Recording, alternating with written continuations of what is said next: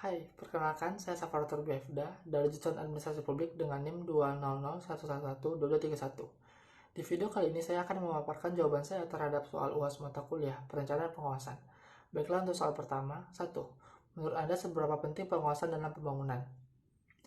Menurut saya, pengawasan dalam pembangunan itu sangat penting karena bila tidak adanya pengawasan, maka tidak mungkin akan dilakukannya koreksi atau perbaikan manajemen atau administrasi pembangunan.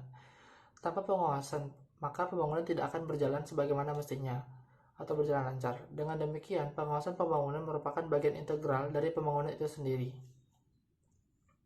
Selanjutnya soal nomor 2. Jelaskan tren pengawasan dari gambar yang tertera pada soal berikut.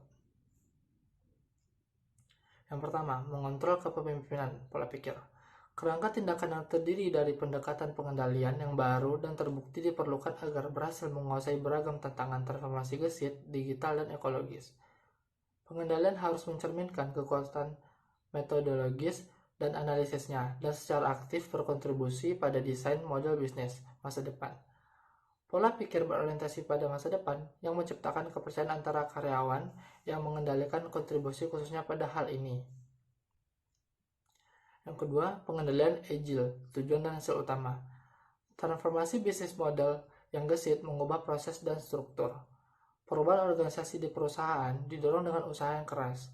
Namun, transformasi yang berhasil juga membutuhkan sistem kontrol yang memadai untuk membuat kontribusi nilai transformasi menjadi transparan dan membenarkannya. Tujuan dan hasil utamanya OKR menjadi semakin populer di sini. Pergerakan yang kuat menjadi implementasi OKR yang dapat dilihat dari perbankan, perusahaan asuransi, industri farmasi pada khususnya. Selanjutnya, yang ketiga, mengontrol transformasi manajemen kinerja berbasis data. Para pembuat keputusan dalam pengendalian akhirnya ingin memanfaatkan potensi data besar dengan lebih baik untuk keputusan operasional dan strategis dan berkembang menjadi manajemen kinerja berbasis data. Yang keempat, pengendalian fungsional, pengendalian rantai pasokan. Mempertahankan rantai pasokan menjadi keunggulan kompetitif strategis bagi perusahaan.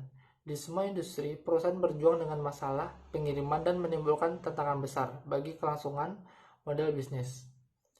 Pengendalian rantai pasokan menjadi penting dalam fungsi pengendalian khususnya melalui penggunaan model peramalan canggih. Selanjutnya nomor 5, pengendalian keberlanjutan, penilaian siklus hidup produk.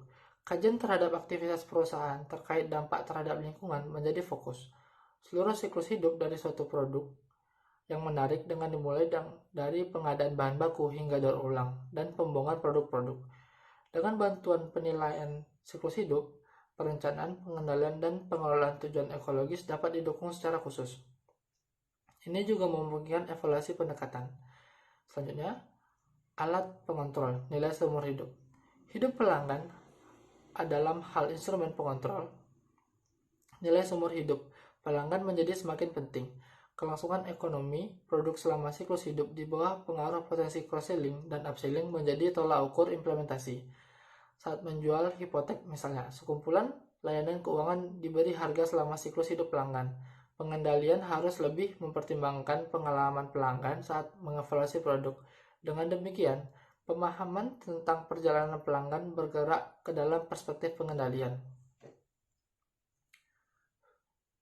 Selanjutnya, pengendalian digital, analisis biaya hingga manfaat. Tidak setiap tren digital harus diterapkan tanpa refleksi di perusahaan. Konversi atau perluasan ke model bisnis digital membutuhkan kasus bisnis yang layak. Ini membutuhkan presentasi dan evaluasi yang transparan dan dapat dipahami tentang profitabilitas proyek digital. Dalam pengendalian keterampilan eksplorasi, semakin dibutuhkan untuk menggambarkan biaya dan manfaat proyek digital secara realistis. Pengendalian digital menurut karyawan dalam pengendalian untuk mau berubah. Selanjutnya, mengontrol kompetensi. Model kompetensi. Perkembangan saat ini meningkatkan tekanan dalam praktik dan mendefinisikan mempromosikan profil peran pengendalian modern. Proyek transformasi yang menjanjikan seringkali gagal karena kurangnya keterampilan yang melampaui keahlian pengendalian klasik. Model kompetensi pengendalian di perusahaan masih kurang memperhatikan topik kelincahan, transformasi digital, ilmu data, dan keberlanjutan. Disinilah kita harus memulai dan mengejar ketertinggalan pada tahun 2022. Baiklah, sekian jawaban saya terhadap soal UAS mata kuliah perencanaan penguasaan. Assalamualaikum warahmatullahi wabarakatuh.